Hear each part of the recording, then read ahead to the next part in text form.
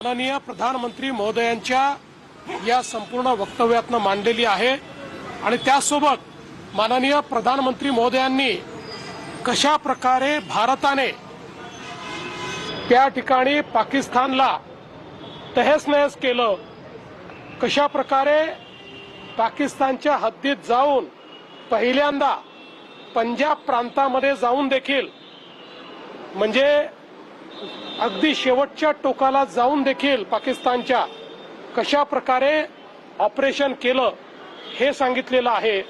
आणि सगळ्यात महत्त्वाचं की या ऑपरेशनमुळे पाकिस्तान घाबरला आणि पाकिस्तानने फोन करून आम्हाला सीज फायर करायचं आहे हे सांगितलं।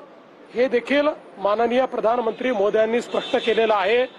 त्यामुळे भारताची काय पॉलिसी असेल ही प्रधानमंत्री मोदयांनी सांगितलेली आहे, भारताचा निर्धार सांगितलेला आहे।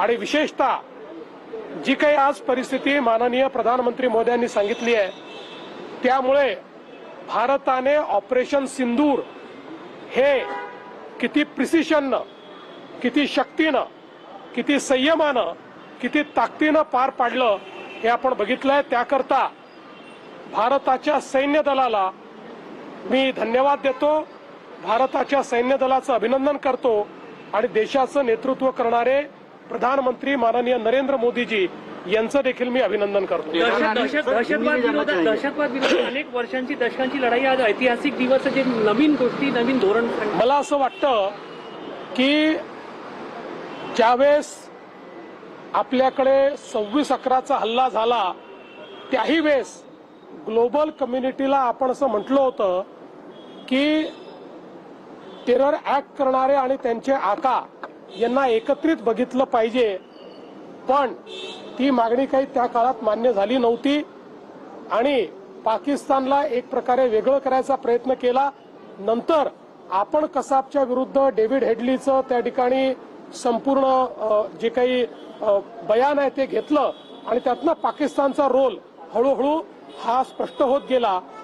आता मात्र ही भूमिका स्पष्ट आहे, आता याच्यामध्ये कुठलेही कॉम्प्रोमाइज नाही। टेरर आणि टॉक सोबत होऊ शकणार नाही असंही म्हटलं आहे आणि आता चर्चा होईल तर पीओके वरच होईल। 100% भारताची भूमिका मोदीजींनी मांडलेली आहे की आता टेरर आणि टॉक्स या एकत्रित होणार नाही आणि चर्चा झाली तर ती पीओके वरच होईल हे अतिशय स्पष्टपणे मोदीजींनी मांडलंय। आज प्रधानमंत्री नरेंद्र मोदी जी ने देश को संबोधित करते हुए 3 न्यू नॉर्मल का उल्लेख किया है। इसमें सबसे पहले उन्होंने ये कहा कि इसके बाद देश में टेरर की कोई भी घटना घटेगी तो उसको भारत के साथ युद्ध इस प्रकार से देखा जाएगा, वॉर ऑन इंडिया करके देखा जाएगा और उसी प्रकार से रिटेलिएट करते हुए भारत उसका मुंह तोड़ जवाब देगा।